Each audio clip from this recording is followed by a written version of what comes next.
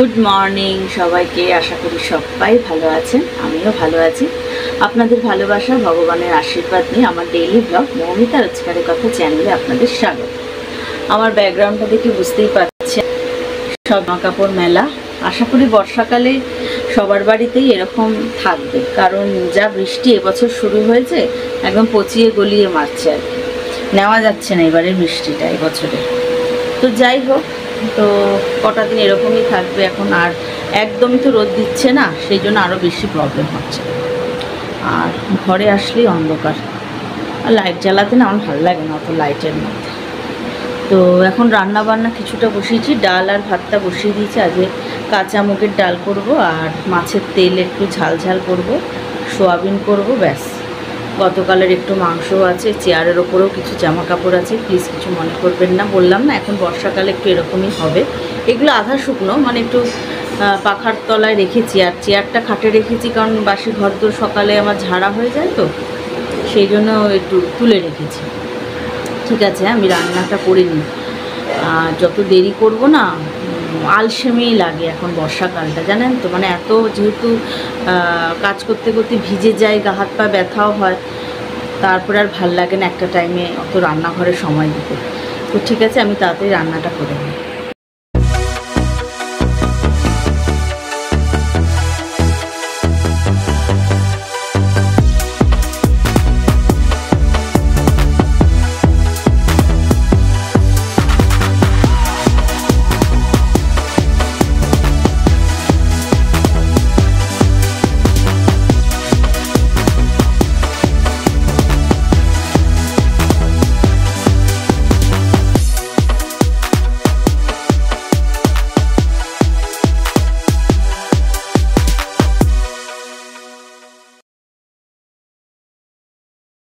এই যে বিছনা টিছনা সব পাতা হয়ে গেছে। আর দেখবেন প্রথম কাঁচা চাদর সব কিছু পাতলে কেমন বেশি ভাল লাগে।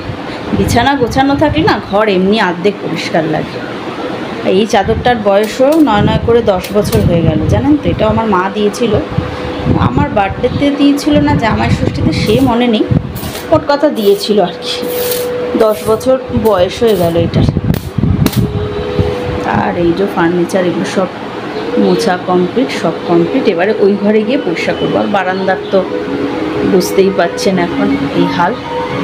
বারান্দাটা ঝাড়ঝুড় হয়ে গেছে, আরেকবার ঝাড় দেবো, যেহেতু বিছানার চাদরটা পাতলাম তো, এই আর কি।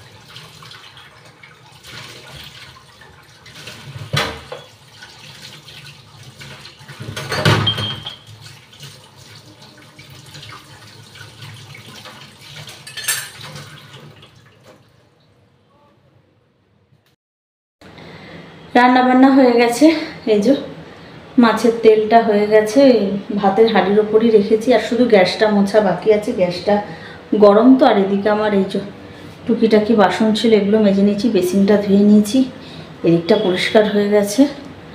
এবার একটু ঘরে যাই। বাবা হয়ে গেল। কারেন্ট চলে গেছিলো মাঝখানে, জানেন তো, কিছু কাজ হচ্ছে বোধ হয় এদিক ওদিকে, হয় যে কত কাজ হয় কে জানে। গরম লাগছে। ওই যে হরেক মাল 20 টাকা, দেখি ভালোই। 20 টাকার মাল টেকসই হবে কি না সেই জন্য ভয় লাগে আর কি। আমার রান্নাঘরের কাজ কমপ্লিট হয়ে গেছে। আমার এই রান্নাঘরটা কিন্তু আগে টালির ছিল, বুঝতে পেরেছেন। আমি কিন্তু দেয়ালগুলো সবই রেখে দিয়েছি, জাস্ট ছাদটা দিয়েছি। আর এইখানে বাথরুমটাও নতুন হয়েছে। আগে এটা টালির ঘর ছিল। এই টালি দিয়ে আগে বৃষ্টিতে যা জল পড়তো সে গল্প অন্য একদিন বলবো।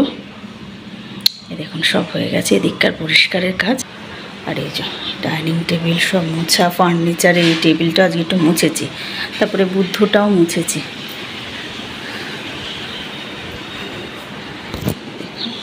আর এই যে আমার এই ঘরদোর সব হয়ে গেছে।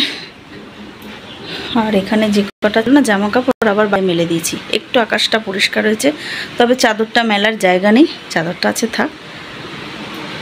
উফ বাবা, মোটামুটি হয়ে গেছে। ওই বালিশগুলো রোদে দেবো বলে আর ওয়ার পড়ায়নি। এই যে সব হয়ে গেছে, দেখতেই পেলেন সব কাজ কমপ্লিট। আর আমরা হাউসওয়াইফরা কিন্তু যথেষ্ট স্মার্ট, কোনো অংশে কিন্তু যারা বাইরে চাকরি করে তাদের থেকে কম যায় না। কারণ আমরা ঘর বাইরে দুটোই সামলাচ্ছি, ব্যাংকের কাজ বলুন, স্কুলের কাজ বলুন, বা কোনো বাড়িতে যদি কোনো রুগী থাকে তাকে নিয়ে হসপিটাল যাতায়াত বলুন, নিজের সংসারের কাজ A to Z গোছানো, আত্মীয় স্বজন আসা, তাদেরকে আদর আপ্যায়ন করা। অনেক শ্বশুর বাড়িতে আছে, অনেক বউদের এখনও অনেক কিছু কাজে খুদ ধরা, তাদেরকে কথা শোনানো, এগুলো তো আছে, এগুলো ফেস করতে হয়।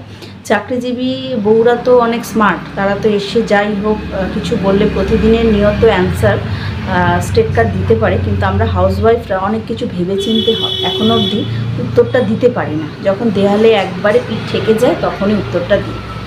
কিন্তু যারা চাকরি করে তারা যেহেতু রাস্তাঘাটে চলাফেরা করে, সেজন্য তাদের কথা বলার স্টাইলটা একটু আলাদা হবে। কিন্তু আমাদের অনেক কিছু বিচার বিবেচনা বুদ্ধি করে চলতে হয়। যাই হোক, এসব তো কাজ হলো। এবারে স্নান করব, একটু বসবো, কারণ বাইরে যেহেতু জামা কাপড়গুলো দিয়েছি, দেখি কতক্ষণে তুলতে পারি। আর যদি মনে হয় যে আকাশটা আবার কালো করছে, আবার ঢুকিয়ে দিয়ে আবার চান করে এসে আবার দেব, এই চলে আমার। যতদিন বর্ষাকাল থাকবে এরকমই চলবে। চলুন, হ্যাঁ আর কথা বাড়াবো না। মেয়ে চলে এসেছে, আমাদের খাওয়া দাওয়া হয়ে গেছে। আর এই যে একটু শোবো আর কি। আমার হাজব্যান্ড একটু অফিসের কাজকর্ম করবে, আর এই যে মিঠাই শুয়ে পড়ে, আমি একটু শোবো। আবার বিকালের পড়াও আছে। আর দুপুর বলছি, সকালের পর থেকে আর বৃষ্টি সেরকম হয়নি, কিন্তু মেঘলা হয়ে রয়েছে আকাশটা। ঠিক আছে, আবার বিকালে কথা বলছি। হ্যাঁ, গুড ইভিনিং। আর দুপুরের পর তো কথা হয়নি। তো মেয়ে পড়তে চলে গেছে 5:30টায়, আমি রেডি হয়ে গেছি, আমি একটু বেরোবো, বেশিক্ষণের জন্য না, আবার তাড়াতাড়ি চলে আসতে হবে, কারণ হাজব্যান্ডের আবার নাইট ডিউটি আছে। আর এই সালোয়ার পিসটা আমার ভাই দিয়েছিল আমাকে ভাইফোঁটার সময়। এটা প্রায় করোনার পর ওই সময় দিয়েছিল। দেখুন খুব সুন্দর, মানে এরকম বাদনি টাইপের ওড়নাটা, এই যে উল্টো দেখাচ্ছি, সরি, এই যে এরকম ওড়না আর এরকম সালোয়ারটা আর কি, ভালো লাগছে। আর খুব বেশি সাজিনি, দেখুন এই একটু কানের দুল, আর ও হাতেই চুড়িটা পরে নিয়েছি, এই যে দেখুন, ভালো লাগছে। আর এই বেরোবো। ঠিক আছে বন্ধুরা, আজকে ভিডিওটা এই অবধি রাখছি। আর যদি ভিডিওটা ভালো লাগে অবশ্যই একটু লাইক করে দেবেন, সাবস্ক্রাইব করে দেবেন, আর কমেন্ট বক্সে অবশ্যই জানাবেন কেমন লাগছে। ঠিক আছে, সবাই ভালো থাকবেন, সুস্থ থাকবেন, আর আমার পাশে থাকবেন। টাটা।